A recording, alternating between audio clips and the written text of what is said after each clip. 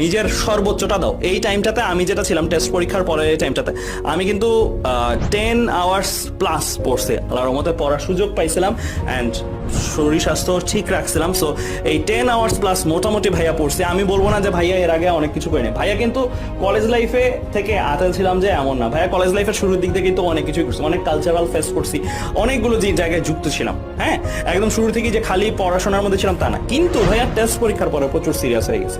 And একটা ভাইয়ার story আমাকে খুব ইন্সপায়ার করছিল। 14 ব্যাচের এক ভাইয়া ছিল আমার চেয়ে এক ব্যাচ সিনিয়র নটরডেমের, উনি 43% মার্কস পাইছিল নটরডেমের সময়, তার পজিশন ছিল 1200 সামথিং এরকম। হ্যাঁ, মানে বুঝতে পারছো টাইনে ট্রেনে পাস আর কি, টেস্ট এক্সামে নটরডেম কলেজে।